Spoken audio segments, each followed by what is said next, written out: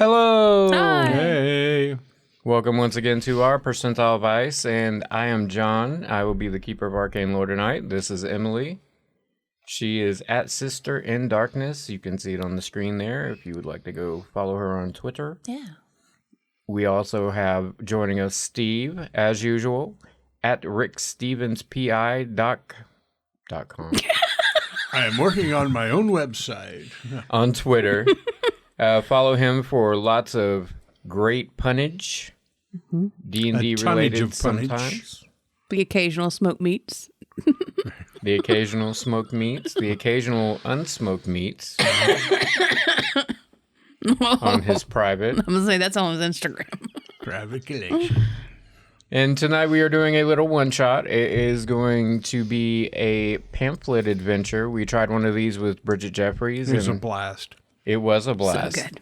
This one will not be as much fun, I am sure. Lack of Bridget. Lack of Bridget. We are in a Bridget-free zone, sadly. Yeah. But we're going to do what we can with what we have to work with. And this one is also a Fábio Silva joint. If you'd like to check him out on the Miskatonic Repository, I will have links up in the notes and whatnot. We have a situation. Well, first of all, I will make note that I have remixed this a little bit, and there are reasons for it. I'm not going to get into them too much here, but I've made little tweaks, sometimes not so little.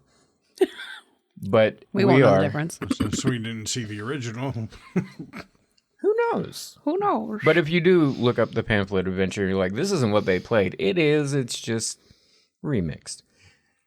We have a situation. Another one? Another one. The Miskatonic University is sending some researchers to the wilds of Canada, where on a farm that specializes in a specialty pharmaceutical plant that can only be grown in this particular region, there have been reports of odd astronomical happenings. Okay. They are sending on an all-expenses-paid trip a researcher and an archaeological researcher to get to the bottom of what is happening on this farm in the mountain wilds of Canada. You have already been warned. They have sent people up here before.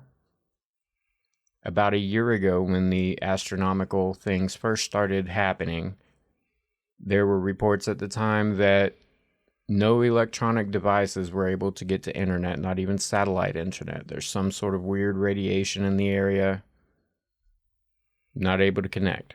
Okay. Other than that, you have been told that there is a farm on the property. Try not to disturb the farmer, but to take as much research as you can on what is going on at the site. As you load up, you are loaded into a helicopter and you have a prepackaged modular research lab that you both will have to construct yourselves. Okay. And you will be airdropped over the site. Would you like to introduce yourselves on the chopper? I've been doing some research. I am Pittman Cube Barbie, and I've been doing some research. I am a researcher from the Miskatonic University. I can tell by your face that I've seen you around campus, but I'm afraid I've never caught your name. Oh, well, that's quite all right. My name is Doug M. Uptown. I'm an archaeology professor, and I'm here to dig up some dirt. Ha ha! Yes, quite a good one. Professor Upton. You can call me Doug. Doug, I've been doing some research, and it appears we are going into a dead zone. None of our electronic devices are going to be worth a shit. We will not be able to communicate with the outside world whatsoever. So you're telling me I'm going to lose my streak on Wordle? Well, perhaps we could get in and out in under 24 hours. Well, let's hope so. Let's do this. Because I'm on day 135. You also Impressive. would know that this is a week-long expedition. There goes the wordle. You were given instruction that there is about 2 miles from the property an airstrip that you can use because inside there's already a pre-made airstrip, so they're going to use that one and they're going to land. You're going to meet him, get on the plane, and book it at the end of the 7 days. Presumably the airstrip is outside of the electronics dead zone? No. It's inside. It's not an electronics dead zone. I'm It's overstating it. It's internet. So while you're there, you still won't be able to contact anyone. I gotcha. So you're dropped out.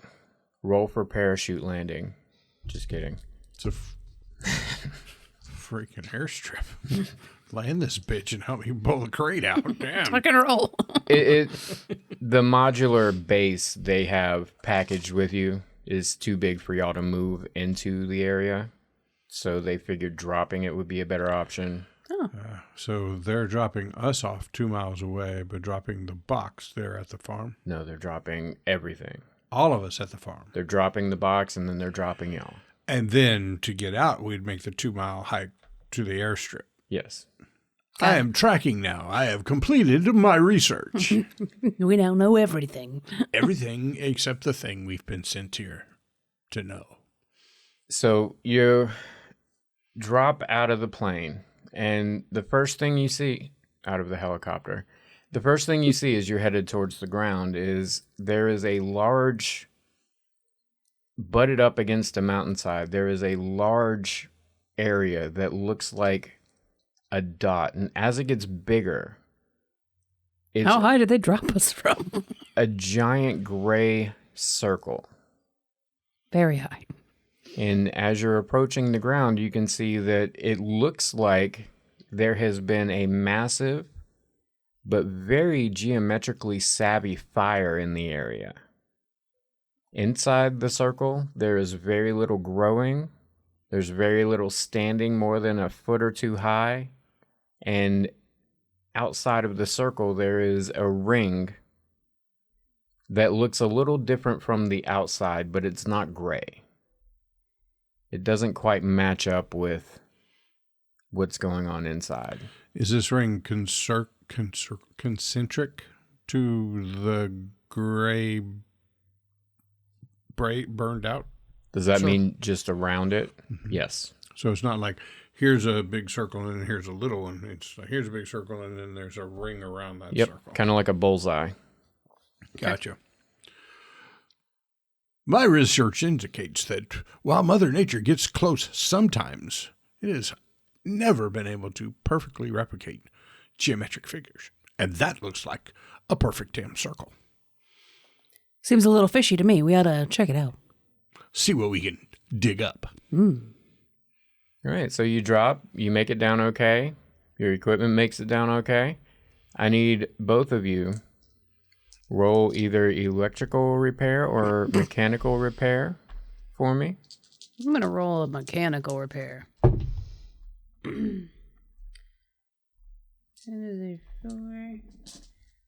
A 64 versus a 20.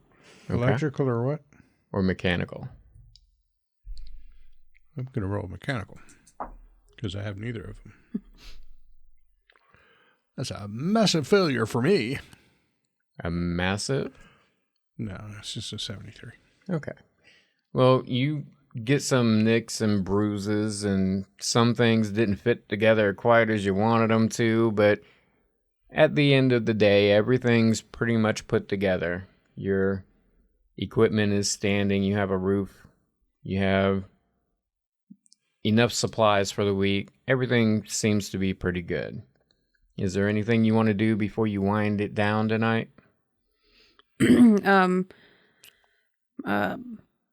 Mr. Barbie. Please, call me Pittman. Hey, Pittman. You're a researcher. Any of this equipment look peculiar to you? I'm not much for the equipment side of things. I'm more of a teach it. It all looks pretty standard, though some of it has slightly smaller size and some odd shaping in some places, I suspect just to make it more portable and packageable, but it all looks quite serviceable. Good. Well, then, yeah, I'm good for the evening. All right. Did our airdrop box include pup tents or did we just set up a little lab we can actually get into? Yeah, you set up a lab you can actually get into. It's kind of like a fold-out camper. Yeah, like all those those movies of the crew on the Arctic. Mm-hmm. Yeah, we just got this little portable Like a closet crate. hut that we set up, and all our shit's in there. Yeah. Something like that, yeah. So Right. Yeah. y'all get ready and you go to bed down, and I have a dice roll to make. That's fine. Research shows when the Keeper of Arcane Lore is rolling dice, it rarely bodes well for us. Agreed. Both of you roll 1d4. See what I mean? I don't even own a D4. I rolled a 4. Don't on make the that other face. hand, rolled a 2. All right, you take... Hold on. As you are sleeping, you have dreams of what looks like a big moose in the area that you're in now. But as you're watching it, you notice it's walking almost like it's drunk. And as it moves further into frame, there's something really off about it. And it keeps walking by, but it isn't walking like any moose you've ever seen. And as it goes past you, it turns. And when it turns, you see on its hind hip, it has an antler growing out of its leg. And you're very disturbed by this. Yeah. So you will take 3 damage to your sanity and 1 to your hit points. Yikes. And Pittman, you have a lovely dream. And in it, you're at home and you're, as you do, smoking a Boston butt. And it's been most of the time that it should be on. And you go out to check it. And as you open up your smoker and look inside, expecting some charred, inky, black goodness, the color is off. In fact, Oh, God, no. you might not even say it was a color. It's got this weird, otherworldly sheen to it. And you think, that's weird. And you shut it and open it back up. And not only is it the same weird off color, but it's also glowing a little bit. And at that point you wake up and you've taken 1 point of sanity damage and 1 point of hit point damage. Pittman's thinking, oh God, my smoke ring didn't come out. Sometimes the smoke ring is hit or miss. I'm particularly disturbed at the bark. It's usually like a nice, full-flavored, dark bark on the outside of the meat, and this one turned out all shiny. That doesn't Way sound off. delicious at all. I dreamed of a moose with an extra antler growing out of its back leg. It's quite Out of disturbing. his hindquarters. Yes. Might have been a horny moose. Yes, with it right out of its butt. It's crazy. I feel very ill, actually, to my stomach. I'm not feeling well. Did you guys set an alarm to wake up or Nah. no? Nah. Okay. So what are you going to do with the rest of your day today? So I think it might be wise to go check out that grayish Bernie spot in the circle around it. That just seems like a big red flag, if you will. no sense beating around the bushes. Let's get straight to the research part. Do you mind if I do a quick check of the equipment first? Make sure that everything is set up properly and ready to go. We may find something out there that we want to quickly come back and assess. Oh, certainly. And I don't think we could beat around the bush, given that they're all gone. You seem to be right. Yeah, no, please check the equipment. I would love for you to do that. I'm going to go outside and hit my vape. Okay, I'm going to check the equipment. Run baseline tests. Make sure everything is back in default mode. Everything comes up pretty good for you. As calibrating all of those important researchy words. Everything you're expecting, all the numbers are nice and baseline. You think it's good by your standards. Nothing I had to do to any of it. It was just all good. It's all good. Okay, well, I'm going to step outside. Well, the centrifuge was a little off, but with some fine detailing, I was able to calibrate it to perfection. Brilliant. You ready to head out? Yes, to the weird gray circle that shouldn't appear naturally in nature? Yes, that one. Let's go. What shall we do about the concentric ring, though? Do you think that's something we should test as well? Step over. I wonder how large it is. It was hard to tell from the sky. Perhaps it's quite wide and we'll have to walk through it. That could present danger. Let's go see. Yeah, let's take a look at it and make that decision as we approach it.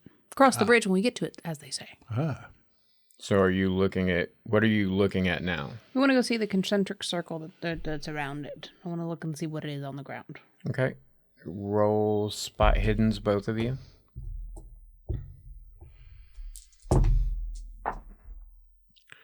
I just barely succeed. Is that a 6 or a 0?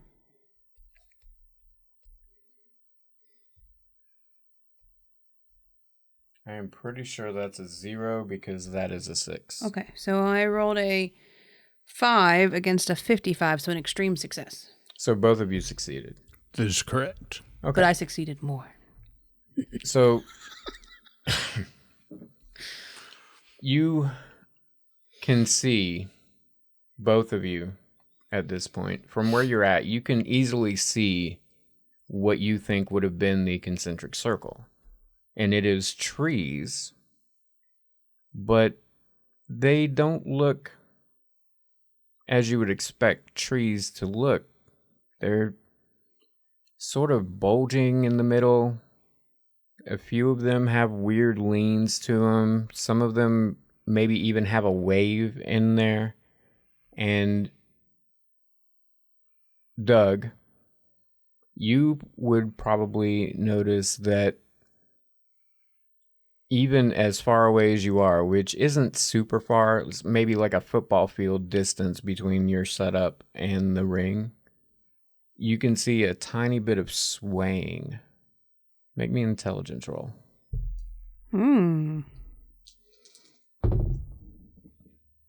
I rolled a 52, which is a success. You would also know there is no wind here. And it is very odd that the trees in the distance are swaying. And there is no wind whatsoever here. In fact, it might be a little weird being this close to a mountain that there's no wind at all. Nothing too disconcerting. It's just odd to you. Pittman, have you noticed, there's no wind. A distinct lack of breeze. I have made a note of it. Right. But what's concerning me is if you look just over yonder, do you see how those trees are billowing in the wind we don't have? Well, I see it now. Previously, I had not noticed the swaying and billowing. I had noticed that they seemed to be bulging as if maybe some bacterial infection has gotten into the bark or something. It seems quite out of the ordinary, but bulging and swaying seems doubly so. Do I have a knife on me? Like a pocket knife? Make a luck roll because you do have good luck. I'm not condemning you to failure. A 55 is a success. So yeah, you have a knife on you. Let's say y'all both would have rudimentary survival things like knives, probably a lantern or two, rope. Bit of rope, Yeah. flint, steel, that kind of stuff. I think that's fair. Yeah. Oreos. Oreos, Duh. milk. Because you got to have milk with Oreos. milk. Otherwise, you're just trying to kill yourself. It's just becomes fire starter at that point. I'm gonna flip out my knife. What do you say we cut into one of these trees? Just a little. Oh, well, yes, I think so. I'm expecting some sort of oozing excrement to come out of the slice, so allow me to grab a specimen bag from my pouch. Oh, good job, good job. So I'll wait for him to get his little specimen baggie, and then I'll cut like a slit diamond shape. So you have walked all the way to it at this point? I thought we were at the tree line. My apologies. Yes, we're moving up to the tree. Yes. Roll me a listen as you move up to the tree line. Listen. I rolled a 48, which is a failure, because I have no points in listen. I also have no points on listen, but I rolled a 7. Nice. So that would be a hard, because I Yes. gave y'all base 20. Or is listen the higher base? No, it's base 20. Okay. So as you're moving, once you start getting a little bit closer, you hear from the ring a persistent cracking. It's sort of at the pacing of like popcorn, but it's not a pop, it's a crack. And you're hearing it at that pace, at that regular pace. And as you move closer and closer, it gets louder and louder, but it's never like a fire level of loud, but kind of like Rice Krispies times 3. Cracking a walnut. Yeah.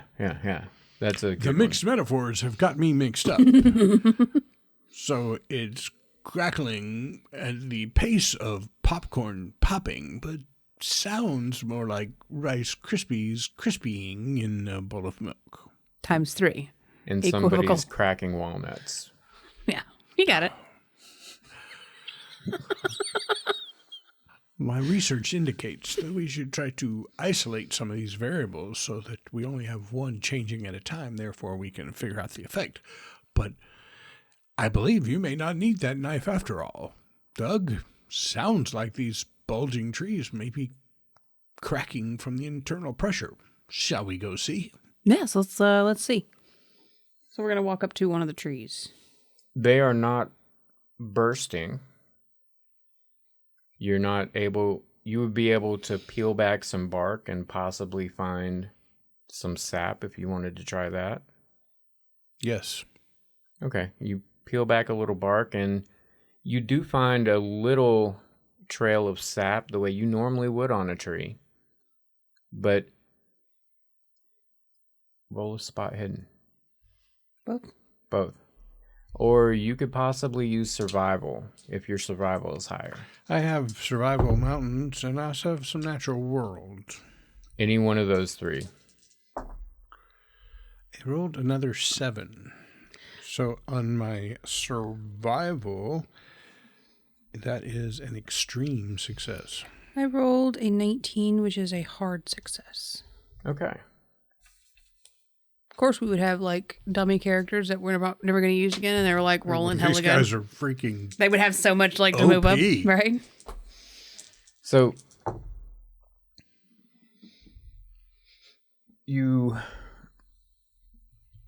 the first thing you notice is you peel the bark back. Whereas most bark feels kind of papery, this almost feels more like glass. It's brittle, it's sharp. It feels very unnatural. And once you actually get the sight of a little bit of sap, normally sap will occasionally have some dirt or something in it. This seems to be about half the sticky, viscous substance that you think of as sap, and about half some form of powder in the same color you remember from the Boston butt in your dream. Which the overall color of the sap, or specifically the color of the powdery substance? The powdery substance in the sap. Okay, so I'm going to pull out a long-handled Q-tip and scoop up some of the sap and then place it into a little collection thing and seal it off. And Doug, I don't know if you've noticed, but this bark is decidedly unbark-like. It's, I'll snap off a piece. It breaks like glass, I believe. I could cut something with the edges of this piece of bark. And as I'm saying that, I'll pull out another little collection baggie and collect a sample of the bark as well. And as he initially was rolling back that bark to get a sample of the sap, you're not staring at his fingers. You're kind of looking around, taking a visual survey of the rest of the area. And you notice that the flowers in the area, there's not many because it's, it's very northern. Right. A lot of them being wintertime, you would think would be died down by now, but in this particular area, they don't seem to have wilted in a winter fashion. But their color, it's not a wilting color. It's some shade analogous to color that your brain associates with color because it doesn't understand what it's seeing and the shape of the flowers. Whereas you're not a biology professor or researcher, but you did a couple classes at Miskatonic back in the day. I took a couple electives. You don't recognize these flowers whatsoever. And it occurs to you that it's not because you've never seen these before. It occurs to you that these are misshapen. These are misformed. Something has gone wrong with them.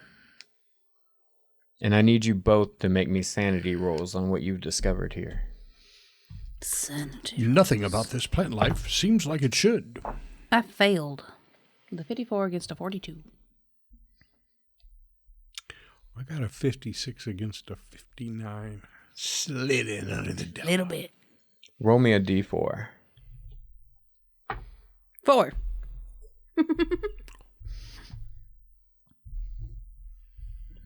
We can let that earlier sanity loss be from the night before instead of counting towards That the was day. definitely 11 o'clock dream. Doesn't It wasn't matter. at 2 a.m. It's either 5 at a time or 1/5 of your total. Okay. So she's all right. She didn't take 5 at one time. Or a fifth of your total in a day. Well, it would be a day. Oh, between resting. You're making too much of this, John. Okay, yeah. Let's keep going.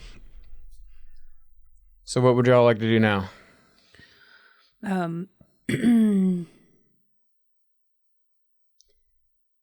So I'm going to grab one of the flowers and hand it to Pittman.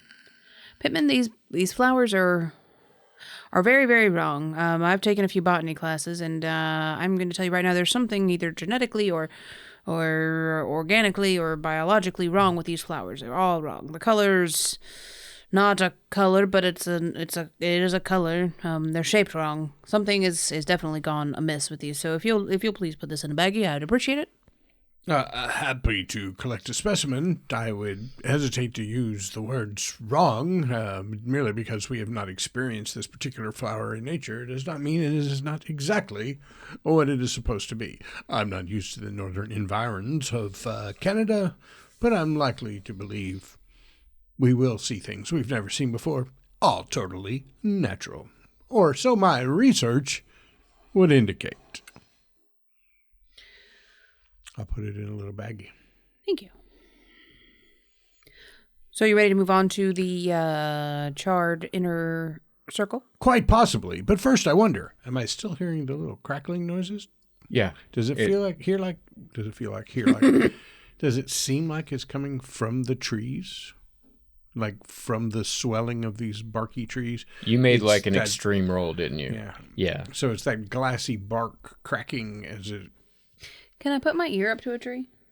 Like all the way against it? You may draw back a haircut. I'm not going to give you that conclusion. Okay. I'm allowed to make it myself, aren't I? You are allowed to make it yourself, but I'm not going to confirm nor deny that. And you can put your ear up to a tree and... Listen. Make a luck roll for unintentional ear piercing. Luck? No, listen. Do you want to know a secret? I rolled a 79 against a 20. So big old failure. You hear the same cracking at this point that he does, but it's not striking you as coming from any particular place. Okay. Well, are you satisfied with the trees there, Pittman? Not satisfied that we've solved the mystery of them, but I believe that we've got enough evidence that we can take back to the lab and start to narrow this down. So yes, let's press on through this outer ring of weird trees and into the burnt-out center circle that we saw from the sky. Certainly, let's do. What was your other extreme? I had an extreme spot hidden earlier when we were looking at the trees. I don't know if he had another extreme.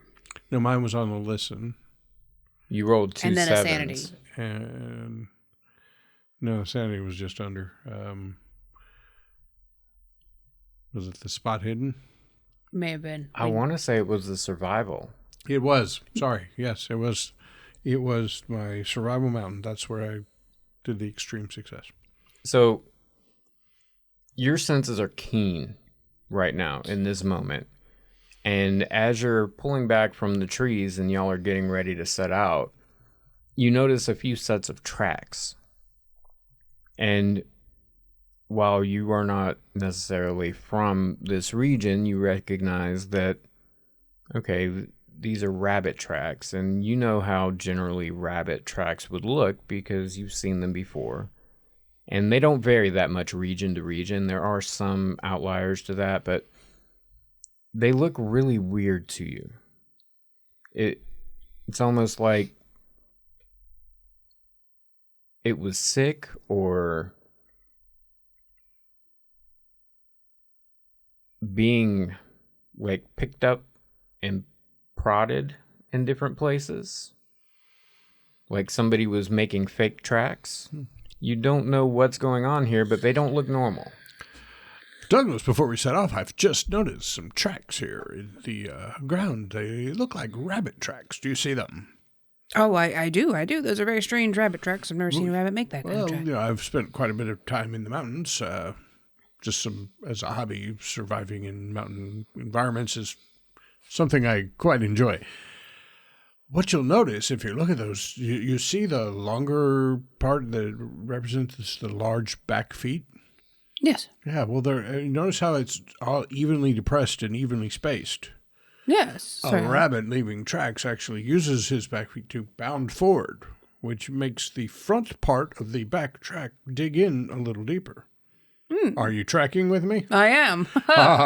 So it appears as if somebody has just taken a rabbit and placed it into the snow, picked it up and placed it again, picked it up and placed it again. It's not showing the depth and elongation of certain tracks where you would expect the foot to have pushed off on. Are you still following me? I'm still following with you. This seems like a very odd thing for someone to do with a rabbit.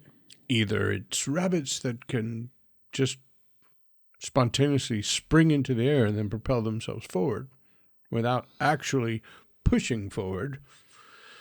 It seems as if... Or a rabbit that somebody's holding and is not fighting back every time it touches the ground. Right.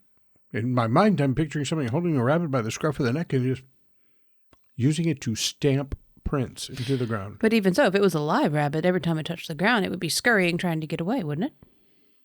One could assume. This is a puzzlement. Should we follow the tracks or make our way through this outer circle of weird-ass trees and get into the burnt-out inner circle? Which way are the tracks going? Towards the circle or away from it? Even with your extreme success, Well, with your extreme success, you could probably tell that the tracks don't seem to be going anywhere in particular, and they tend to go out and loop around and double back. So I'll spend a minute just looking at them and verifying that these tracks aren't going anywhere, which is, again, odd for wildlife. Usually Yeah, go somewhere, They're or on else a they would mission. be here. find food, find shelter, find some place to sleep. Find mate. Right. Well, if it's not going anywhere and the rabbit's not here, I'll have to put that in the list of weird things to deal with. Yes. I see you smartly brought along your camera. Perhaps you could take a quick picture of one of these tracks. Certainly. Y'all both have phones. Oh, yeah. It's the 21st Can't century. call with them, but we can. Yeah. So I'll take a picture of the tracks. Okay. All right. How wide is the outer concentric circle of crazy black glass swelling trees? Like 10 foot, 20 foot, 40 foot? Mile. So how much of this do we have to walk through to get to where we want to go, I guess is what I'm getting To at. get to Good Forest, or are you going back to the gray? Well, we haven't made it to the gray bird out part yet. You landed in the gray burnout part. Oh. Oh, I thought we landed a football field away from the gray. Football field into. Oh, I misunderstood that as well. I did not think we were. I would have not that's been why, comfortable sleeping at all last night had I known that. Yeah, that's why we were talking about like we were going to go to the burned out circle because neither one of us thought we were in it. Oh, yeah, you were in it. Oh, okay. So can we look at the burned out circle that we were in earlier? Yeah. Hey, you know that place we were at? Let's go back. Perhaps there. we should have done some research there as Yeah. well. Sorry, none of us got that. Okay. So what's going on with the burned out circle? What do we see? What's the ground like? As you're walking through, everything is powdery. It's like snow, but instead of snow, it's silt. Mm-hmm. And whenever you're walking, it kicks up a little, extremely fine, glittery dust that goes up and dissipates into nothing. So it's like silt, not soot. Like fine particles at the bottom of a river silt, or something's been burned to ashes so much that it's... You wouldn't say that this is burned. Now that you're in it, now that you've seen it, it looks from high up like a fire happened here because there's nothing over shin height, and it looks like ash from high up, but once you're down on it, it's a little heavier like silt. Okay. I'm going to collect a sample. More like Thanos snap. Sort of, yeah. But that was a dull, drab gray, and that matches most of this. But when it's blowing away in the wind, there's a ultra prismatic sparkle to it as it's floating off. All right. So you want to grab a sample of this, and since we're so close to our lab, we can maybe take a moment and look at some of these samples under microscopes and otoscopes and other scopes. We definitely have a microscope and an otoscope. I noticed those as I was doing an initial inventory. We may have been sent here without another scope, but let's check again. Certainly. So we're going to go back and do a little Sciencey stuff. science stuff. All right, well, that's a good plan because being that far north and this time of year, the days are getting pretty short.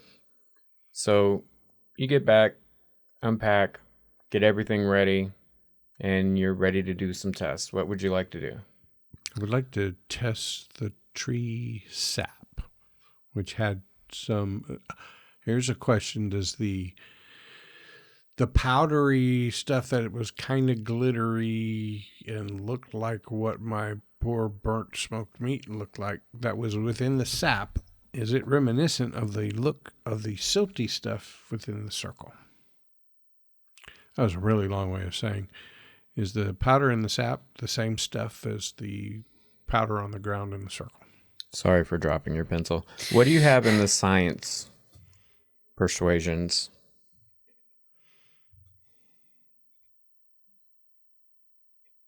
I have natural world. I have medicine. And I have survival. And those are the ones I could make arguments for.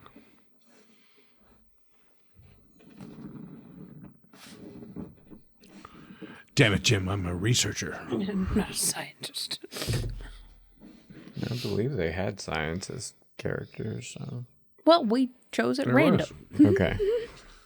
What we are not playing is a scientist and a physics professor. Probably the two key. The two ones we should have been. And if they were key ones, then somebody should have instructed us accordingly. We should have been told. Because we So- just picked at random. It's fun that way. It was fun.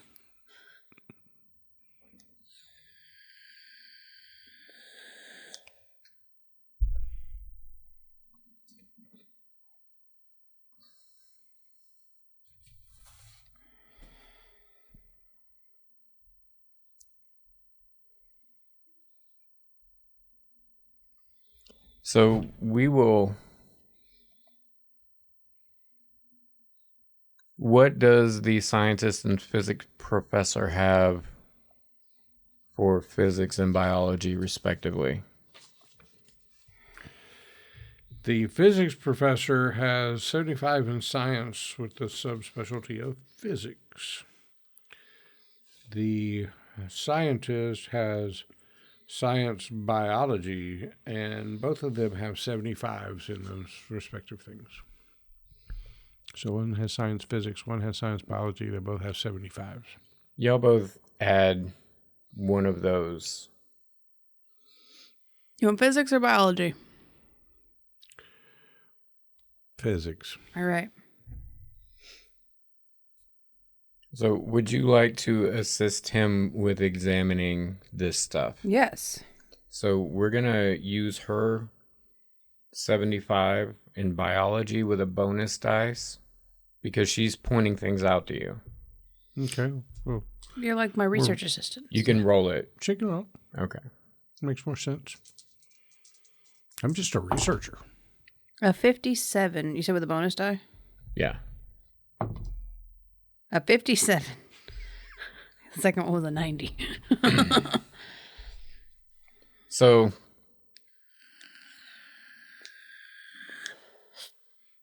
they look very similar. You cannot, without removing it wholly from the sap, be 100% that they are the exact same things, but everything you can tell without taking a few days to distill things down and separate everything tells you that this is probably the same stuff. Okay. Well, I'd like to, using the equipment, maybe a gas chromatograph. Yes. Try to determine what's up with this bark. Look under a microscope. That type of stuff.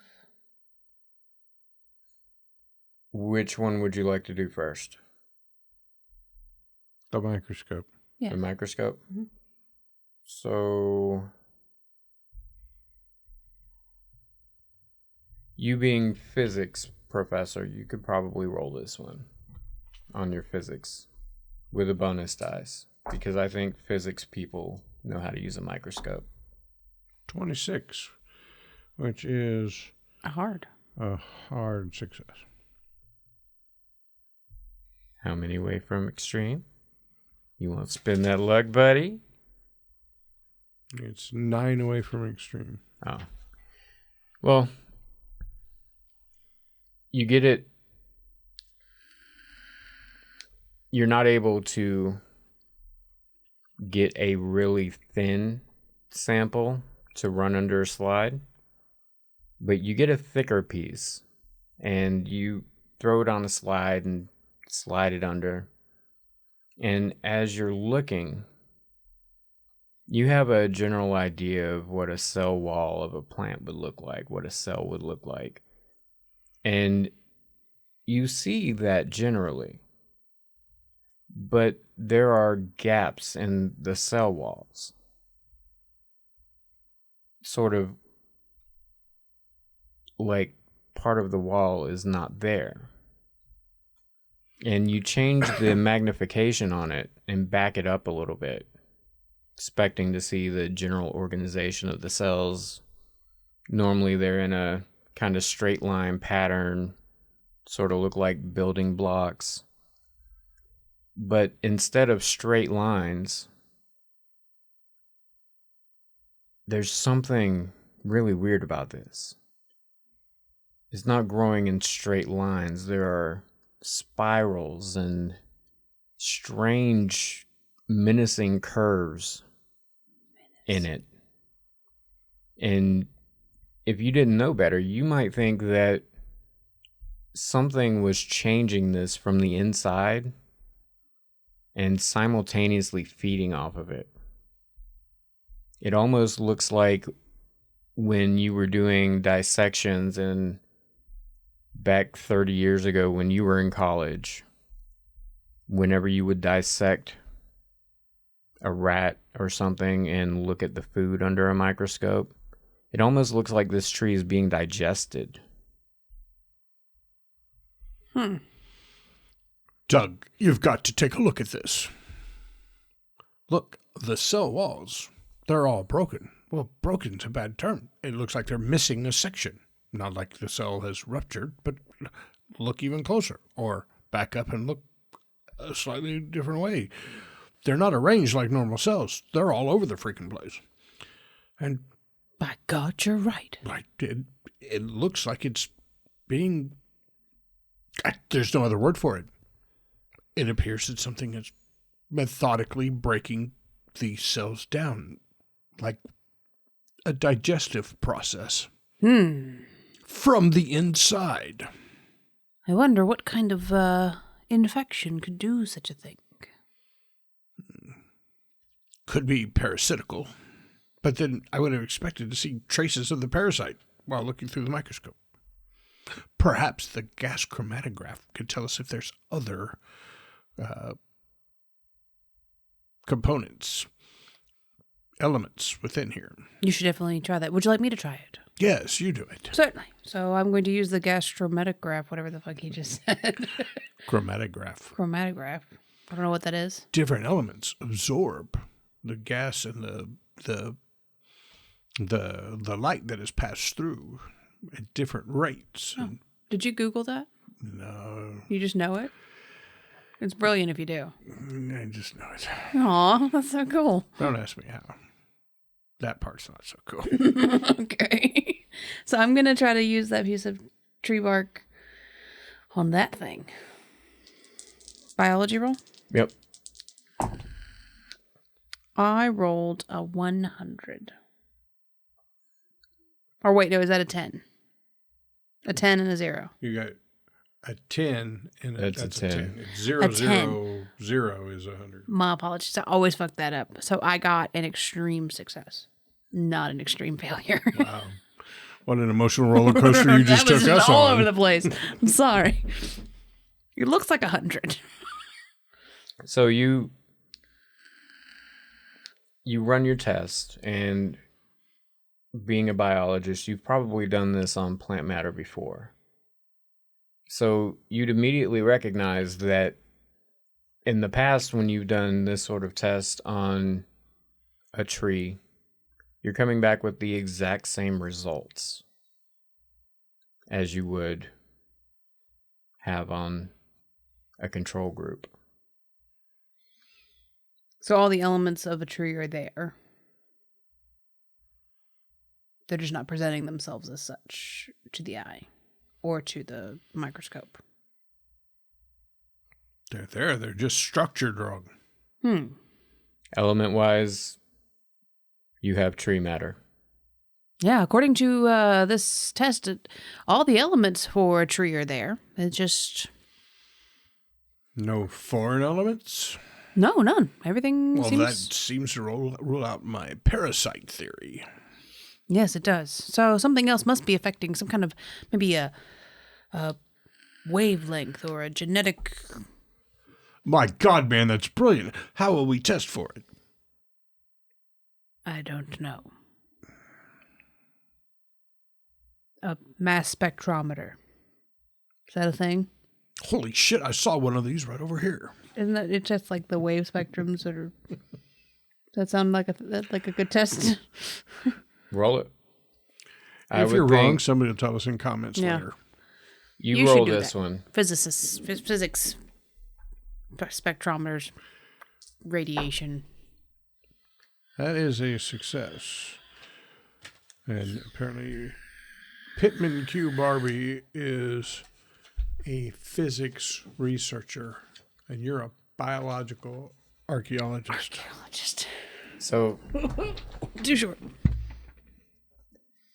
Your specialty is archaeological biology. Hey. So, whichever one of these seats has the higher number, use that. Go with it. You run your test, and you come back with the normal things you would expect to come from organic life. Carbon, oxygen, a little hydrogen here and there, regular stuff. And all their wavelengths are matching up, but there's also something that you have never seen in a test like this before. And it strikes you as something of a cosmic and unreconcilable chromaticism coming from this test result. And you don't know what to make of it. Nothing in your scientific mind can decide that this is what this is from. Roll sanity. That's a failure. That's why he wanted you to roll it, because I've already taken so much. Doug, there are things in here that I don't know how else to say it. They're not of this world. I'm going to give you 0 damage because you already rolled on something similarly. It's a little unnerving, but I seem to be able to keep my wits about me. But I'm telling you, I've never seen anything like it. In fact, I'd venture to say nobody on this earth has seen anything like it. Keep role-playing like you failed it, but don't take any actual sanity damage. Gotcha. Well, that's very odd. The both of you are getting very tired now. Oh. Well, Pittman, it's been a long day, and all this cold weather and the walking. I'm just plumb tuckered. Ready to go. Doug, I think rest is in order. Let me make a few last entries in the log here to record the results of this last test, and there we go. Still, I think I should have a hard time falling asleep tonight, as my mind ponders the great wonders which have been revealed to me through that last test. I got very, very William Shatner on you. Come cuddle with me, Doug. I've been doing research. That's where I thought that was going. Can you spoon with me, Doug? So you guys I'm going to pass. lay down and try to get some winks, but they're pretty fitful. Sorry. I winked at him.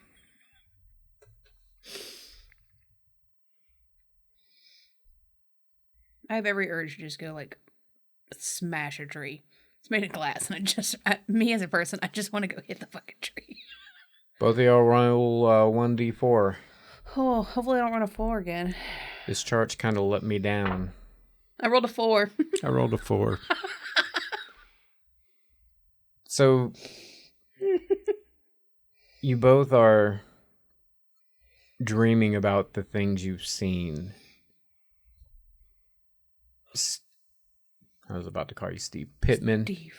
You are in a forest made of glass, and as you're walking through, you're hearing the same cracking coming from it. And as you keep taking steps, you take one step and you hear a loud cacophony of cracks simultaneously, and all the glass falls down, and you find glass splinters just embedded all over your body like you're a pincushion.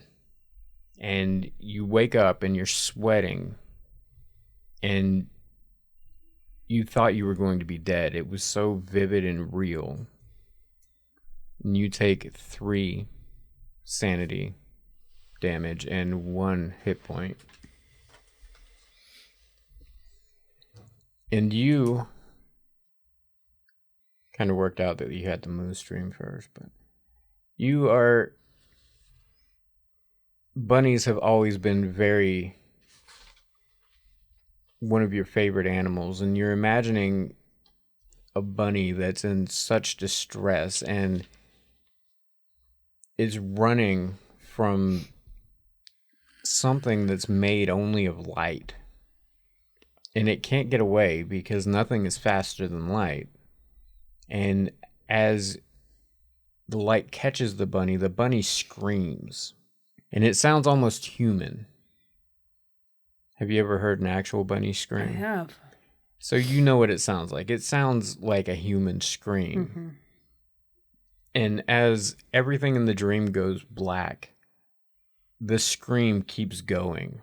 And for the rest of your time asleep, you have this scream in the background. And after a little while, you've had enough of it, and you force yourself awake. And you're also sweating profusely. Your heart is racing. You are very ready to get on that plane and get the hell out of here at this point. Take 3 sanity damage and 1 hit point. You both get up and at 'em and are more ready to go about your day, but you're much less ready than you were when you started the trip. And you feel like if you do leave, you're probably going to want to come back in like an hour or 2 max. You are so fatigued and you don't know why. You haven't done a ton of walking. You walked like a football field. You know jet lag is a thing, but you're not sure why you feel this way.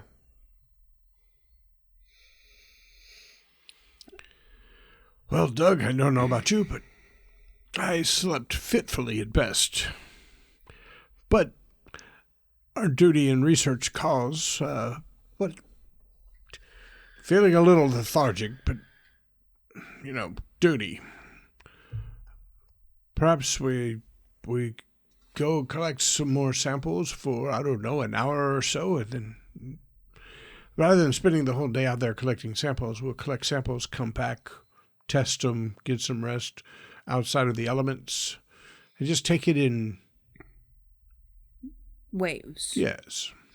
No, that sounds good. Had a bit of a rough night myself, but I can definitely pull through. I'll be fine. Let's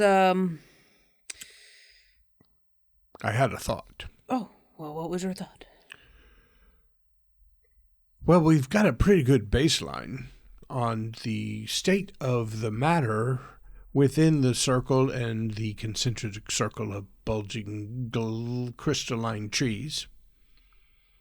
If we were to go outside of that concentric circle of trees and get to untarnished land and grab a few samples, we could compare the samples of the wildlife and wild growth from outside to the baseline we've already got of that on the inside. So let's try to get to the other side of the concentric circle and to some pristine wild growth and take some samples there. Bring it back and compare. Certainly. I did have a thought as well. So I've noticed you're quite handy with different survival techniques. You said that you spend some time in the mountains. Do you think you could maybe set us up a snare trap that we might be able to maybe... That is brilliant. Catch some local... That rabbit. Fauna that we could... Or any. Just to get an idea of the state of the living. There was some extra wiring for the equipment here. I could use that to make a little snare that if a rabbit was to step in the right area, we just cinch up onto his leg and keep him there without causing any undue harm to the creature. Roll an idea. Intelligence. I guess you already knew it was intelligence, but just in case. That is a success. Okay. It also occurs to you that the local farmer who doesn't have access to a grocery store or anything probably has traps as well. If you... We were told to leave him alone. You were? To not bother him. Yeah. But I'd like to take an attempt at making my own trap. Using my mountain survival skill. Mountain man. Roll it.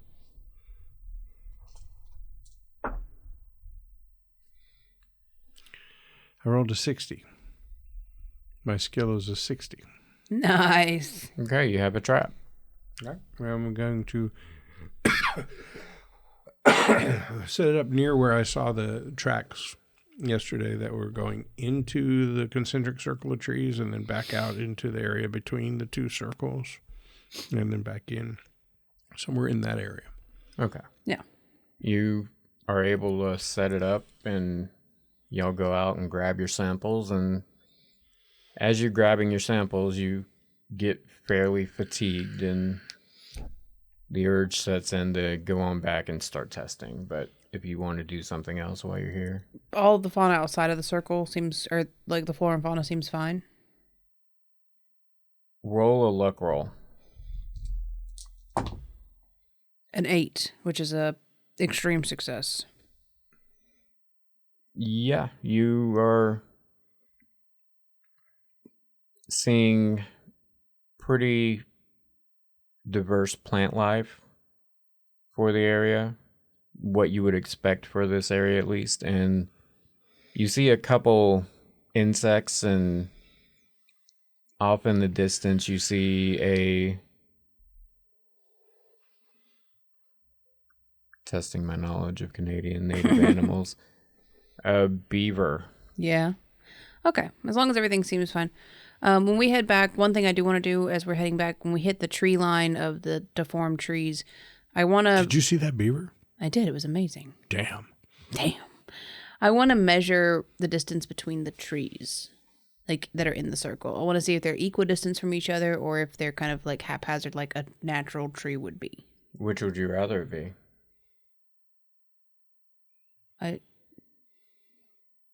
What it is?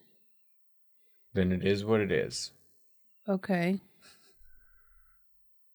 It looks natural. Okay. Haphazard, I guess. Okay. So, we need to head back. I guess we're feeling tired. Yep. Okay. So, we'll head back and... Well, As we're walking back. That was a bit of a relief. yeah, For to a see... moment there this morning, I thought we wouldn't be able to walk outside of the concentric circle of trees. I was thinking about those bunny tracks and how they came in, but they came back out, all on the inside.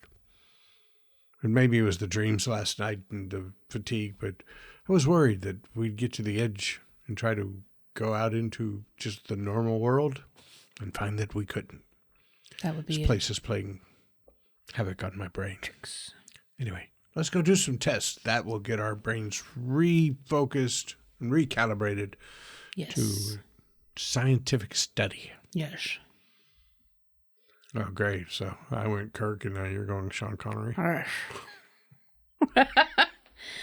So we'll head back and run basically the same tests on the normal flora and fauna just to see if there's any... You don't find anything you wouldn't expect. Okay. We never did run a test on the soil sample or the silt. sample. So we'd like to run some tests on that too. It comes back. It basically looks like there's nothing to it. It doesn't react to anything. It doesn't really prefer mixing with anything. It has the same in the spectrometer anomalous result that you saw earlier. So I can draw it to any known element that we have here on Earth. No. And what are you keeping it in? Like one of those little glass specimen jars. Okay. With a screw-on lid. Okay. Looks suspiciously like baby food jars, and maybe that's where we got them, but I'm not. They're totally scientific, I swear. Right. Is that where you're keeping all of this stuff? Well, some of them are in little Ziploc plastic baggies. Which ones? The powder This and better be meaningful. It is. The powder is in a little jar. Okay. The sap, I swabbed with a Q-tip and put it into a Ziploc bag. And the tree bark. I put it in a Ziploc bag. Okay. Oh. So you'll want to get a bite to eat and sit down, or do you have something else you want to check out tonight? Well, I don't know. What do you got to eat? MREs, probably. Something similar. Pittman, I'm feeling exhausted. I'm so tired. I just don't know that I could go any further today. I'd rather just eat something and turn in for the night. I agree. Your choices are a pouch of tuna casserole or a tin of chili con carne. Tuna. Thanks. Tomorrow I get the tuna. Okay. We're going to eat and lay down on our cots. All right.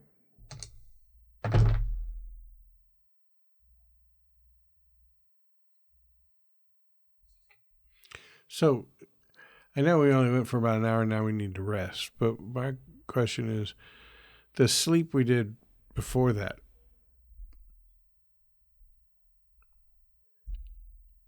was this a new day? This was day 3.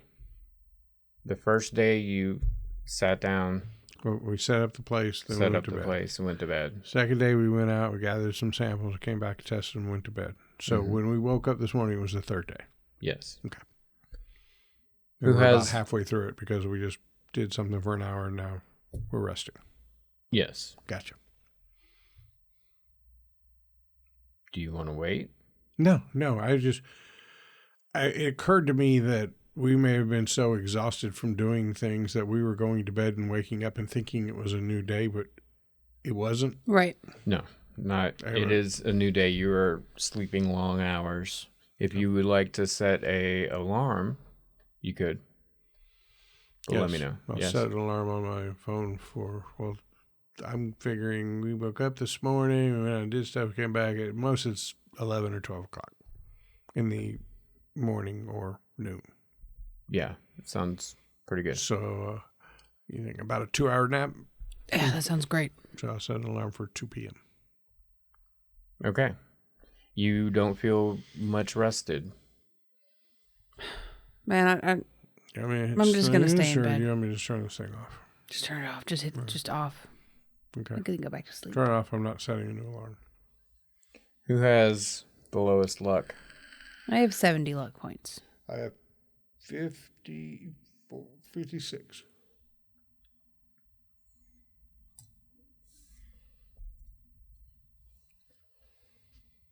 As you lay down to take your second nap, you have dreams of alien skies. Skies that look nothing like ours. And there's yellow and green clouds, and there's some sort of rain that when it hits your skin, it's burning, and you're like, this is actual acid rain. And you don't actually feel it because it's a dream, but you can see your skin being eaten away by it. and you shake it off and rub your eyes, and when you open them back up, now you're on a rocky planet with no clouds to speak of. You can't see a sun. It seems so cold. And there's ice forming down your arm, and you find that you can't move your arm anymore. And it keeps going up, up, up, trickling up your body. And as you lose control of your body, you can no longer move because of the ice creeping up. And roll me 1d4.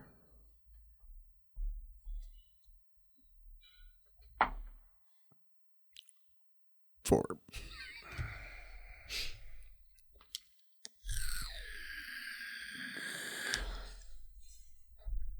Once your body is completely frozen, you start floating up off of the planet. And your body starts doing the space float where it sort of starts going in all directions because you can't control it. You're completely frozen. And as your body flips upside down where you should be seeing the planet, instead you're seeing a vast gulf of cosmic gas pooling out in front of you. And there's something inside of it. It looks like fireflies.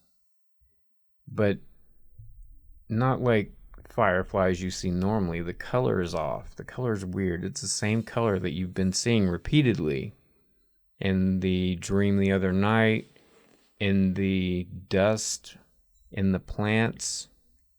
It's that same damn color. Again, that's not even really a color. It's just the only way your mind can think to describe it. And as you start stressing and being frustrated by not being able to figure out what this is, you wake up.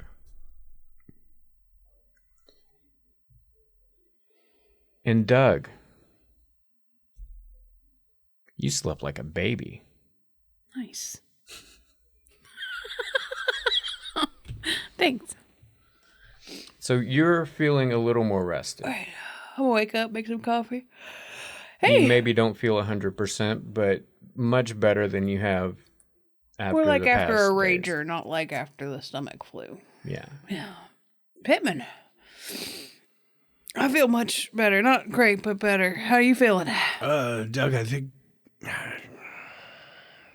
Did he take damage from his D4? Thanks for the help. Sorry. How much? No, not this time. Okay.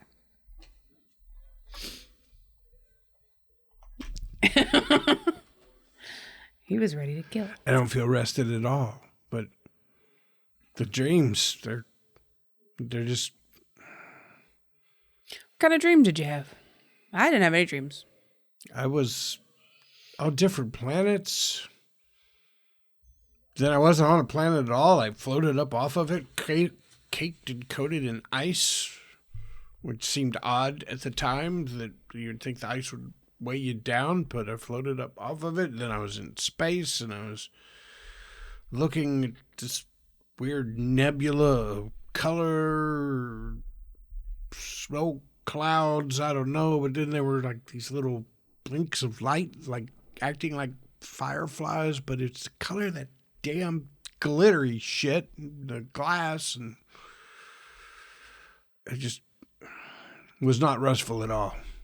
I feel like I could use more sleep, but I'm afraid I'll dream more. Understandable. The color you say, this is the same color from the flowers and the trees and the... Yeah, we need to identify what... Because it's not a color, it's something else entirely.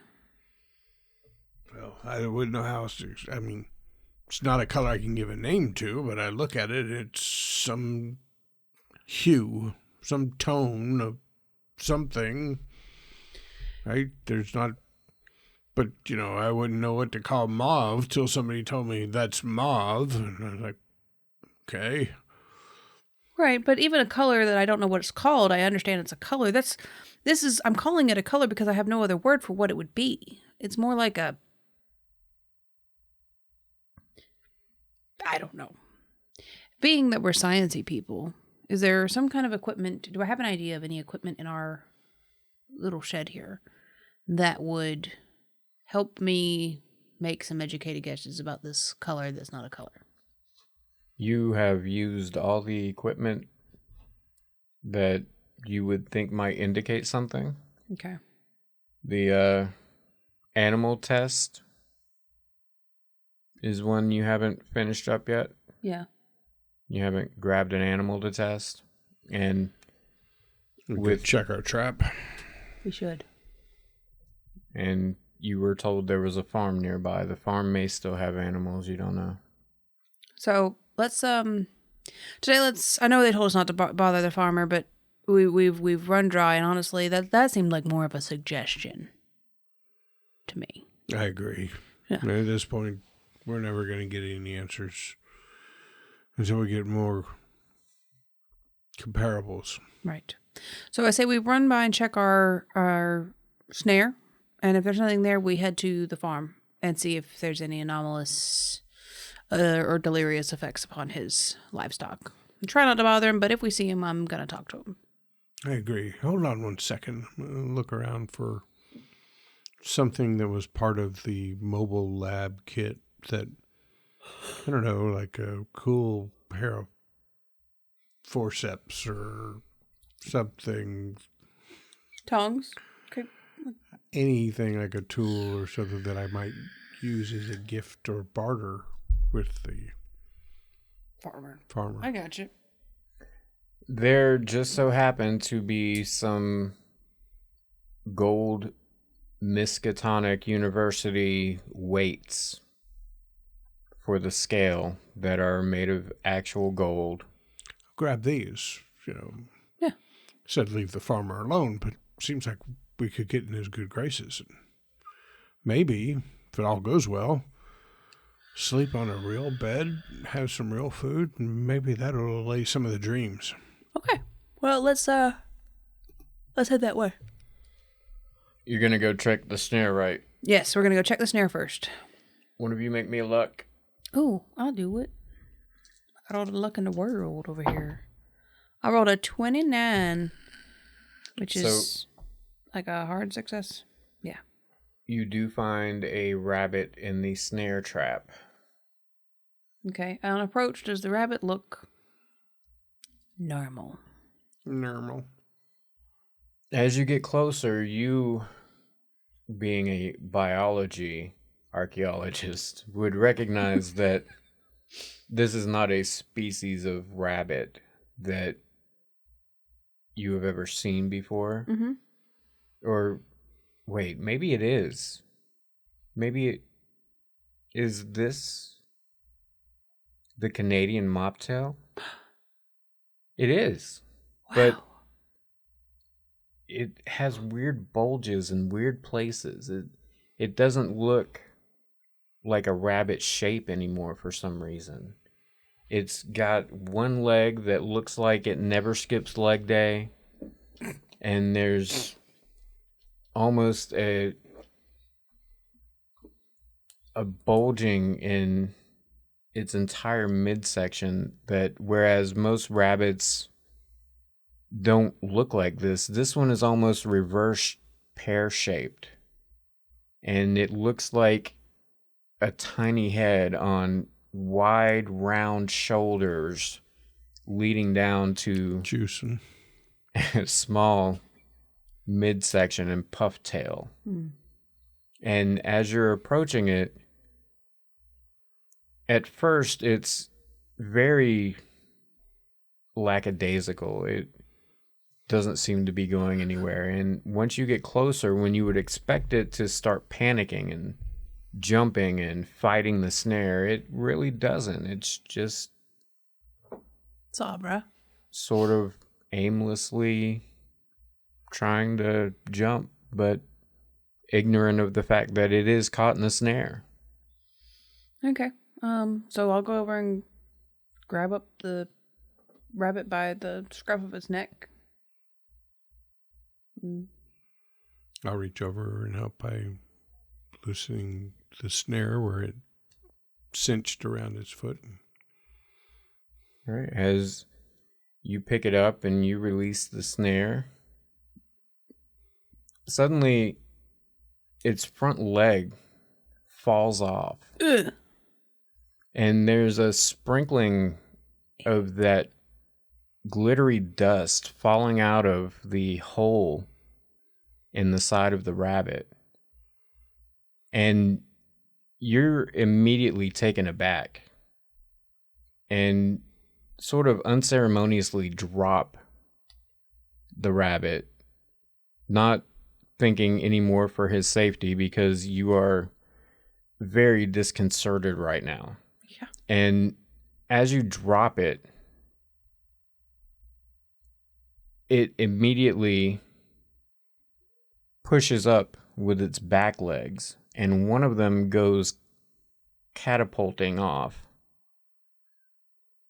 And as it lands on its side, the side with the front leg is in the air, and part of that big bulge under its head just sinks in like when you push in plastic, and you can see momentarily all the life leave the rabbit, and it just lays motionless. And although you would expect for all the fluid to come out when this happens, the entire rabbit just gets a lot smaller, but you don't see anything flowing from it. It's not like you would popped an abscess or anything. It just shrinks suddenly on the ground. And all that's left is the trickling of that glittery dust from it. I need you both to make sanity rolls. Can I roll to vomit? Do you have a skill in that? Because the base is like 40. I rolled a 23, which is a success. I rolled a 24 for a success. Doug, I believe you've killed it. Well, I didn't mean to. Well, obviously, I wasn't casting blame, just making an observation. It appears to be dead, and that happened right after I'll share some responsibility here, released it. That's true. I'd like to take out my phone and turn on the flashlight. And you know how, like, when you're in, like, a dusty room and light comes in through the thing, like the dust particles that you can't see, you can see them in the light? I want to kind of shine it above the rabbit to see if I can catch those little dust motes. There's no real surprises here. You don't see any new dust. The dust that is out there is immediately visible, almost as though it has some sort of bioluminescence all its own. I was wondering maybe it was deflating and releasing some kind of gaseous. Well, I think we need to take this specimen back to the lab and look at it further. Yes, but we were heading towards the farmer. It's true. The lab is between where you are and the farmer, so you could stop and drop it off real quick. Okay. All right. We'll do that. Yeah, so we'll...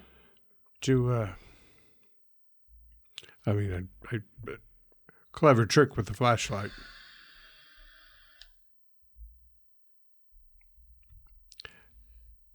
Look, that rabbit was misformed.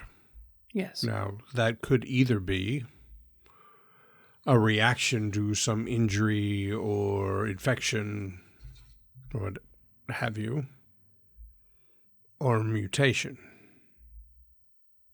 True. Based the way it's shriveled up, I'm leaning more towards a reaction rather than a mutation. Certainly. Should we dig out the hazmat suits is what I'm getting at. You saw those particles in the air. I don't know how this thing got infected, but we've been extremely lethargic and the dreams are crazy. And when I have that thought, I'm going to start looking down at the exposed parts of my body. Looking like, are there blemishes? Are there rashes developing? Are there red welts, spots? swelling? Sounds like a medicine roll. It does. Or first aid, possibly, depending on which is I higher have for you. medicine. 33 under 61. I failed a first aid. So, you don't see anything out of the ordinary on your skin. And you do a quick glance over at Doug, and Doug looks pretty normal too. All right. But maybe, I mean, I'm a biology and chemistry scientific archaeologist. Maybe I could run a few blood tests. Blood tests come back good. Everything's good. Okay, great. So we will. Do you want to take a look at the rabbit, or you want to just go straight to the farmer? Let's put the rabbit on ice and go to the farmer. Okay, we'll go to the farmer. All right, you go a few miles in, and there is the farm that you were told about. There's a lake nearby. Outside, there are a few animals. Not many, but there's a couple of cows and a couple of sheep. Do they all look normal? Not completely, but they're not as bad as the rabbit. About a mile from the lake and 2 miles from the camp, there's a small farm. And you would think everyone was gone if it weren't for the animals. Okay, well, let's walk up to maybe like the farmhouse or some kind of outbuilding. Yeah, I'd be careful touching everything. I believe it's not airborne based on the fact we've had no reactions, but you can see the beginning stages of these creatures here. Certainly. There is some disease that is affecting these creatures. Whether or not it's the same disease that may be affecting the plant life, or if we have two different things going on here. Right. But either way, we should probably... Caution. Mm-hmm. Both of y'all roll a natural world.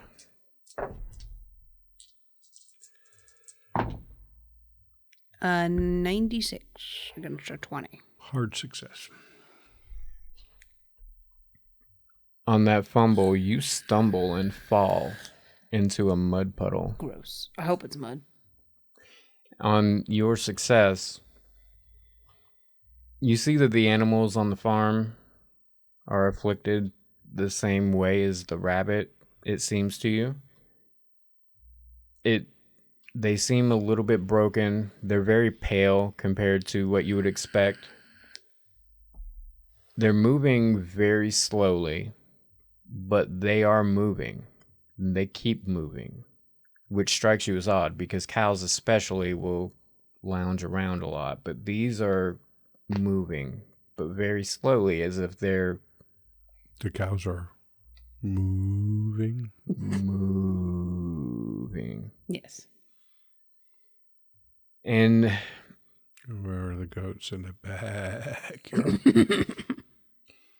as you're looking, you see that one of the sheep has two heads. Roll me a Sandy. Both of us? You didn't see it. Oh, cool. I was in a mud puddle. I forgot. Face down. 09. All right, Nice. both of you roll me an occult. 37. Can I use the 17 luck points to make that a success? You could. And considering we have 20 minutes left, that's a great idea. And I'm going to use 8 luck points to make mine a success. As you see the two-headed sheep, you walk over closer to where the animals are being kept. And which one would you like to examine, just for shits and gigs? Which head? Are you examining the two-headed sheep? Yeah, she didn't know whether your question was Which which head? animal, Which animal? or which Oh, head. We're yeah, going to go this check head, out the sheep. I thought you were asking me which head I wanted to look at. I was like, I don't know, the left one? Okay. We're going to go check out the sheep. That's the notable thing. As you're walking up, occasionally they're making sounds. Their moves and bleats sound like they're coming from an empty box almost. Like, whereas normally a voice would sound like a voice, this sounds like Hollow? very hollow. Like it's somewhere in the middle of a big room, there's a cow and they recorded it and like shoved the tape up this cow's butt and it's coming out of its mouth.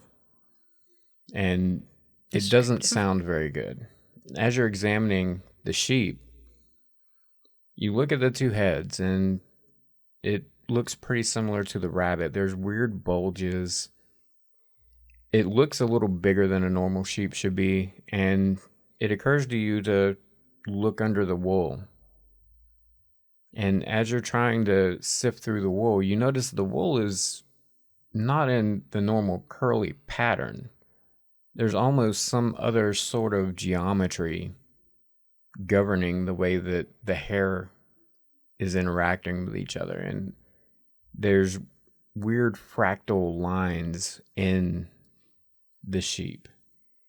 And as you, Mr. Physics researcher, are looking closer, you see repeated something that looks very similar to a silicone atom. And there are other things that look like drawings of atoms, but you don't recognize them. They're not our atoms.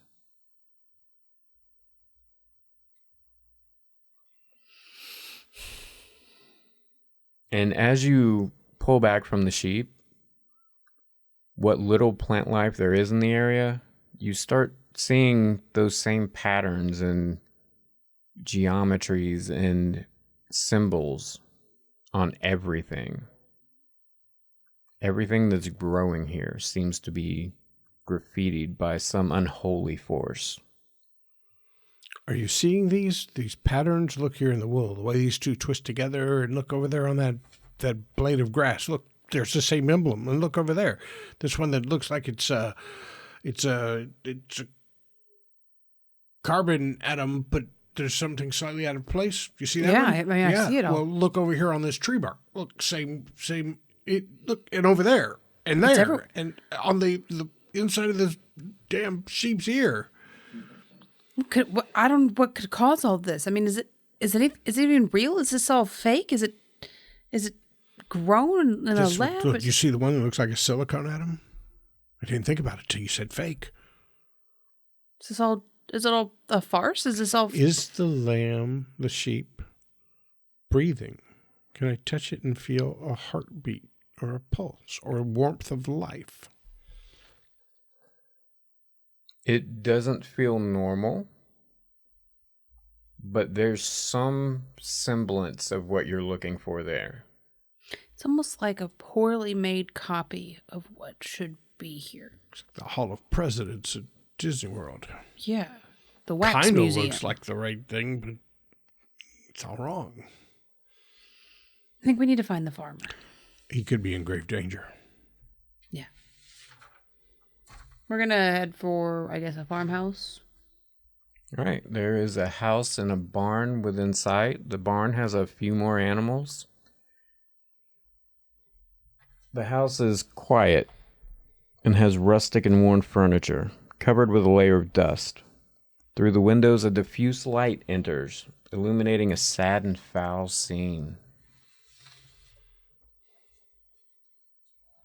Tell me the sad scene. Give her the foul. It's a bird. I'm assuming you're going inside, or are you just peeking through the window? No, we're going inside. we're At this point, concerned for his safety. Mm-hmm. We're going inside. I'm like a 6'8" dude. I think if this guy is still somewhere close to living, we get him, we abandon everything there, and we head 2 miles towards. Yeah. And tell him to come nuke it. So you open up the door, and on the sofa you see a dead woman and a dead child. Their bodies as you move in closer, seem to be made of some kind of gray crystal. They're like those 3D puzzles. I like those. I don't like this. And you look over to their right, and there's a middle-aged man. And he's not quite as crystallized as the woman and child, but he's very close. And he's in a rocket chair. Rocket chair. Back to fucking Captain Kirk again. He's in a rocking chair. And the rocking chair is slowly moving. There's no wind in here. But the rocking chair is going back and forth and back and forth. And in his hands, there's a half-open notebook. Is he alive? Is he blinking or breathing? Can we make eye contact? How close are you? I mean, I'm going to go right up to the dude. As you approach him, you hear a voice coming from his body.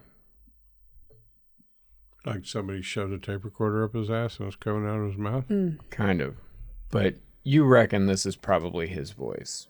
Just with his new construction, it's sounding a lot different than normal. And repeatedly, he's saying, "The light came from space. The light came from space. The light came from space.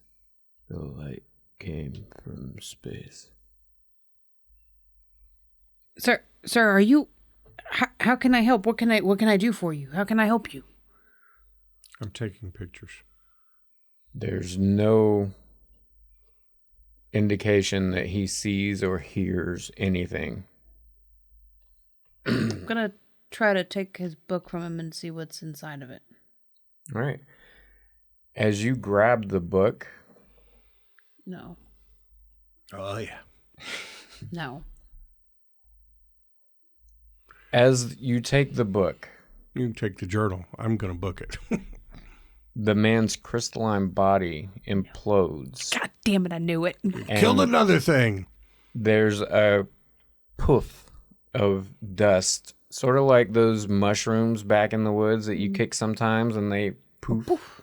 A plume. It's like that, but that same glittery silver crystalline dust that you've been seeing all over this place. Would you like to read the book? I do. Go ahead and get your sandy dice ready. Ready. Taking pictures of the mother and the child, and when he went, it was all floated. I'm trying to flip it over to video real quick. I've missed like 3 sandy rolls in here so far, so make one for me. Both of you. I rolled a 76, which is a big old failure. I rolled an 84, which is likewise a failure. Do it. Don't hold back. Don't make that face of like you feel bad. 1d6, both of you, and add 1. I rolled a 2, so 3. I rolled a 6. That's 7. That's more than 5 at one time, and puts me over the daily amount. So I have not only about a temporary insanity, but also an indefinite insanity. Hell yeah. So what is your immediate reaction when he erupts like this? I'm assuming you already took a couple pictures beforehand, and let's say right as she takes the book and he puffs, you took a picture. I was already thinking about, was there something contagious around here? When he bursts like that, it's like my mind, my vision goes back to that dream of floating in space and seeing all those little fireflies and all that, and I just freak, and all I want to do is get the hell out of here. Unless you want me to do something different. Unless I'm wrong. You're on the right track, but it takes you a minute, and while you are coming to that conclusion that I've got to get the fuck out of here, what are you doing? So I took 3 points of damage. I haven't broken the 5 for the day. You have 12 for the day.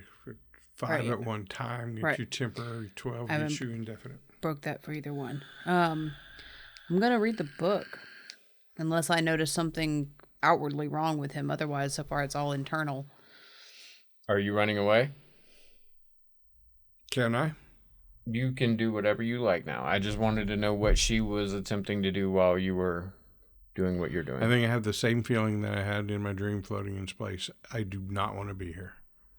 And so I am making a beeline for the door. And the thought occurs to you, this place is not meant for the living. I want to stay alive. And you hit the door running. What are you doing? I'm gonna run after him and grab him out on the porch and make him pump his brakes. Okay, are you fighting back? I'm pulling away from her. This place is... Everything here is going to die. We're going to die. Look, you can either come with me or you can watch my ass run down this damn field, but I'm gone. It's gone. That's all. Everything here is going to die. Do you understand me? Everything here is already dead. Look at it. Um, I'm leaving now. And Look, I've still got a good hold. No, you're staying with me. We can leave in just a minute. Just sit right here and we will go to the airstrip, okay? Can you wait just a minute for me to get this book, get us through here, and then get us to the airstrip? It's a big fat no for me. I'd like to make a fighting maneuver roll to pull away from her. Okay. And that competes with your... It's a brawl against brawl, and I think she has a build advantage on me. I do. Unless she wants to dodge and make her own fighting maneuver on the second turn. Nope. Okay. Brawl versus brawl. I rolled a 19, which is a hard success.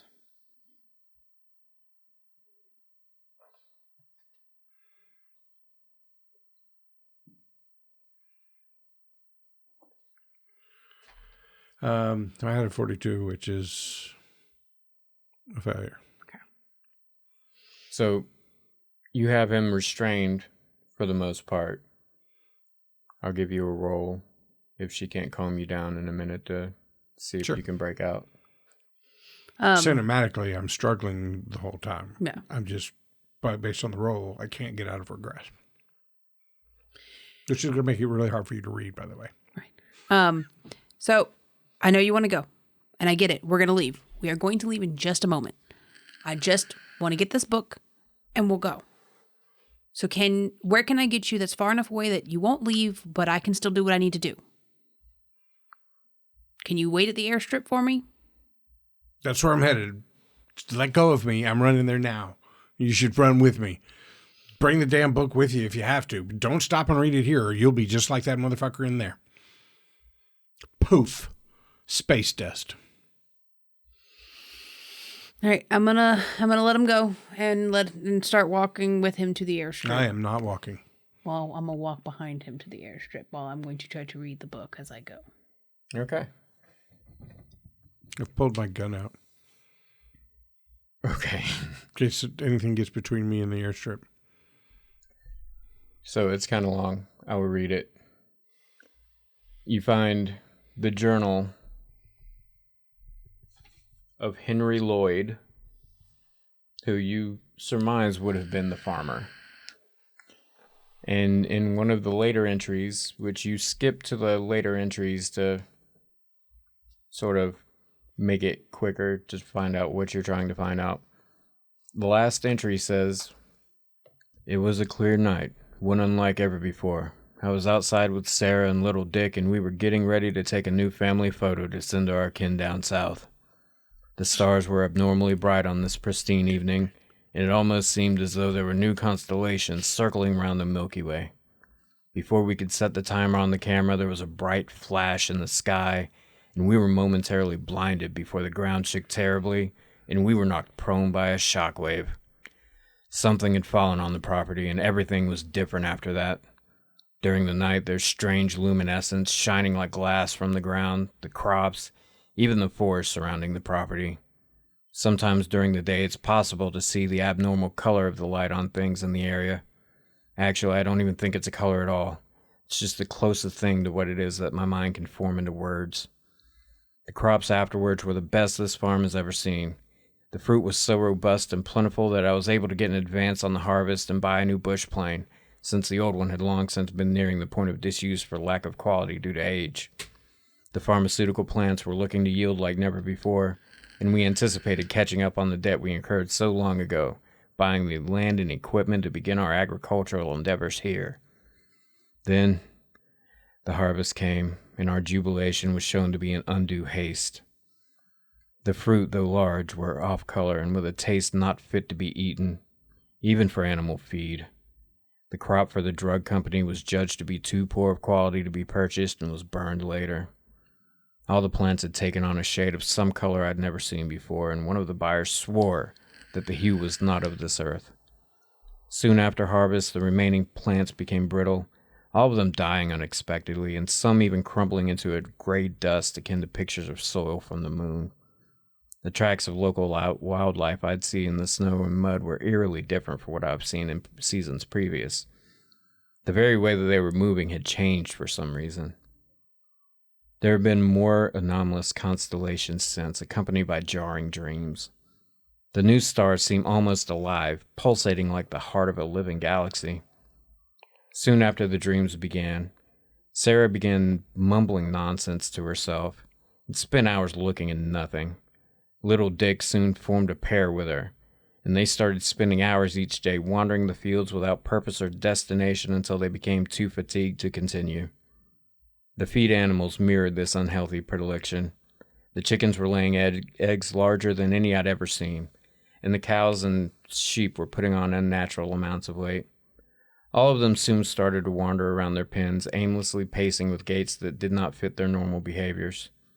Soon the chickens became stiff, and the morning after I found them all looking to be shattered like glass on the ground. The pigs were next, and as horrible as that was, the cows were the worst.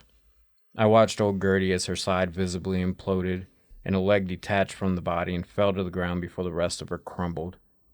Altogether, there were 14 chickens, 5 pigs, and 7 cows that I shoveled into a colorless mound of broken, brittle flesh and lit a flame. Something malicious has settled in here, and it's consuming us all. I've been trying to plant the new crop in hopes that whatever sickness did not remain after last year, but I can scarce perform the work as I've done all my life previous. If it is the will of our Lord, so be it. I give my life and that of my family to your loving hands. Amen. So, we're going to head to the airstrip and do whatever we need to do to get somebody there, send up a smoke signal, whatever. Nuke the place. And we are going to advise that all members of the family are dead, and that there is some sort of very aggressive viral or bacterial infection. It's a cosmic infliction. Mm-hmm. That needs to be eradicated through the use of nuclear means. Excessive either fire or acid or something, and quarantined off. So, one problem with that, you're out of radio contact in that particular place still. So, somebody was coming for us at the airstrip. In 3 days. Sure. Well, I'll wait there and go crazy, I guess. As you are waiting, the first night, being unsheltered, you probably not. You look up and the stars are different. It almost looks like there are fireflies high in the air over the property. And you don't recognize any of the constellations. Looks very strange to you. And you remember that in the journal, there was talk of a bush plane, and you're able to find it, and let's say it has the keys in it, and roll me a pilot. A 46. That's a failure. It has the manual. You know, you're able to figure out the controls enough to do that. Maybe you make a crash landing wherever you end up, but it's not your plane. Who cares? As you're taking off, it's dusk up here because dusk comes really early. As you're taking off, you see a pillar of fluorescence rising up that's about the same color as you've been seeing, that weird, unnatural, unearthly color behind you, rising up into a hole in the clouds, a perfectly made hole. And as you're leaving, behind you, it's almost like light is rising up out of the property, and the plane quivers, and suddenly there's almost a sonic boom as the light shoots up into and out of the atmosphere through the clouds, and you can't see it after it leaves the clouds anymore, but it's on a trajectory straight out of here. And you make it back, and you find your friend Pittman a nice bed in a hospital to stay at for a few days. And as it turns out, there were websites made debunking the pictures you all took. Bitches. As being faked. No one believes what you went through. And the university disavows any knowledge of the expedition you went on. Pittman, you want to start a podcast? Truth's out there. Yeah. Don't. I'm good with that. Doug and Pittman live on the rest of their days making a really It's the Doug and Pittman Show! Doug and Pittman.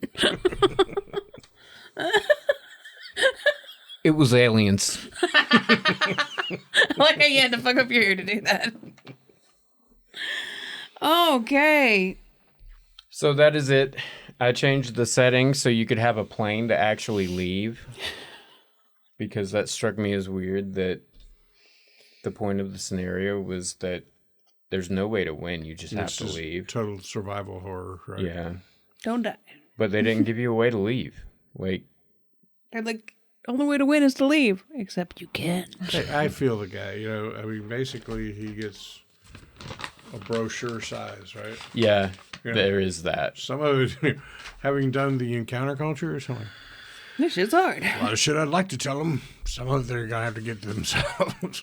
I'm not saying he's done a bad job here. He's done actually a really good job at being concise and having a lot of different clues you can find and a lot of different ways you can take it, but And part of being a keeper is So is it the Fudging color things. from outer space? it was. And when it shot up, was it that every night, like everything in that area was being transported, or was that entity leaving? so Spoilers. Cthulhu lore spoilers. Basically, the color came down in some sort of asteroid, and it reacts with silicone. If you had gone back to your lab, you would find that the glass bottle you had been keeping that dust in was gone with the dust with it. In the story, they were taking chunks off of the meteor that came down, and the chunks didn't react to anything but silicone. But it would always, like, they would come back and the fragment and the glass had annihilated. There was neither left. Basically, what it's doing, it's feeding off life force, organic matter, and trying to get back up into space. Like, to me, if I were to modernize it, it would be like the perfect sentient biological weapon if you were fighting a silicone-based life form. Right. Because, like, it explodes when it hits sand or something silicone and annihilates, but that would spread it, like, all over. And then it feeds off of whatever it is and goes back out. So was that the entity leaving? That was the entity leaving. I'm with you. What causes the dreams and the... Lack of sleep. What's causing the lack of sleep? It's feeding on you. It's like bed bugs. Like the way bed bugs can mimic carbon monoxide poisoning. Yeah, okay. I'm with you. That was cool. Yeah, we suck as scientists. Any real scientist landing in this shit would have put the hazmat suit on day one. Right. Nah. I still wish I had shattered a tree. Just for say I had done it. There weren't any real shatterable trees in the area. In the story, there's a cool scene at the end where the trees actually shatter because the story starts out at an earlier place where, like, you get to watch everything break down like he talks about in the letter. And it's kind of a cool little story. That's cool. You should read it. It's one of the few. He does make disparaging remarks about foreigners, but it's one of the few that Lovecraft wasn't a complete fucking asshat in. It's always a good sentence with minus the racism. He wasn't a complete asshole. Well, I mean... No, I know what you mean, though, because he said some really not cool things. Basically, he says that foreigners believe in magic, which... it's not really that disparaging. Yeah. So, you know. Well, thank you for running that for us. Yeah. A little interim week of, just something funny. Off the cuff thing. Those little, what do they call them? Pamphlet adventures are perfect for that, because prep doesn't take a whole lot. I mean, what does it take? 15, 20 minutes for you to read over the thing? And like, okay, here we go. I did listen to the audiobook of the story. Comes with pre-mades. That are kind of decked because I've never had a character with a damage bonus or a size bonus. I was a big old dude. They're kind of decked, but I was kind of expecting all of them to have some sort of science because in the pamphlet, like, half of these are science rolls. Like, yeah. I wish I had noticed that y'all's character sheets did not reflect that. But I guess half of them do have science on the character sheet. But I guess they're expecting statistically that at least somebody will pick a science thing, but we just randomly chose, I and made up probably shitty should characters. have given you a little background, but we were running late. And, That's all right. I had fun. Sorry for the yawns throughout the thing. We have actual day jobs, we have to, so we're sleepies. But I had fun, and yeah, Doug M. Upton. Doug Mupton.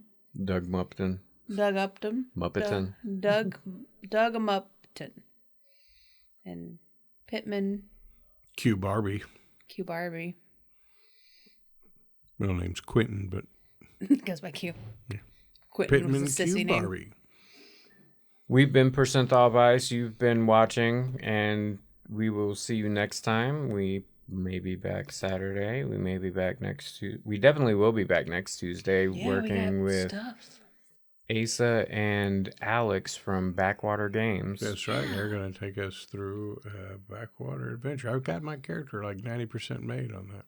I'm still waiting on him to get back with us on that. I should probably check in. He put it in the chat. He did. Yeah, I haven't done mine yet, though. Yeah, on the Discord, there's some character creation document that he sent. Okay. Yeah, we just haven't done it. And if you'd like to do it the full-blown way, I have the I'll probably do it his way for now, and then if we play it again, which we probably will, knowing us, I'll do it the full way after I've done it the easy way one time. Yeah. It's like he's got some quick start rules there. Awesome sauce. We will see you guys around. Thanks for joining us. Bye, everybody. Bye. See you all in therapy. I'm kind of sad because... You wanted one of us to die? No, there's a table here. I looked mainly at the story and was sort of thinking about ways to work the story. And the table here, I didn't really look at it. I didn't really look at the... Is the mic off? Yeah.